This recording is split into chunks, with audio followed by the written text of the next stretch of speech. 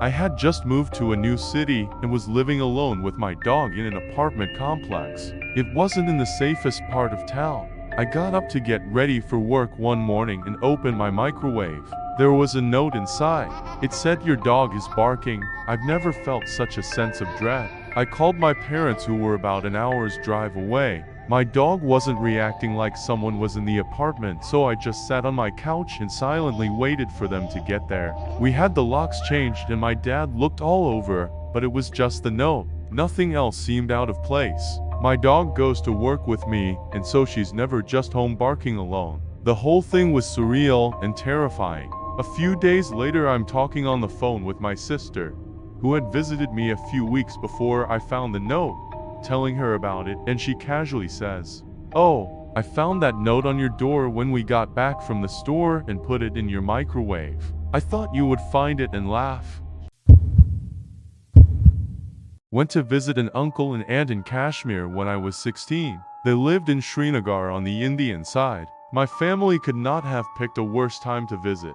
Hindu or Muslim tensions were once again at a high point that summer, and terrorists eventually took over the city the evening we got in. They ordered an economic blockade on the city by threatening shop owners to close their stores, or else they would be looted and burned. They also ordered that no vehicles be allowed to enter and exit the valley. I lost count of how many burning buses I saw in the 4 days we were trapped there. We eventually started running out of food. We were down to nothing but potatoes. The 4th day we were there and couldn't buy any food because all stores and markets were closed or destroyed, so we had to escape. We tried sightseeing earlier, but we couldn't make it out of the valley as vehicles and buses leaving the valley were being stoned and lit on fire. So my uncle arranged for police escort to take us too.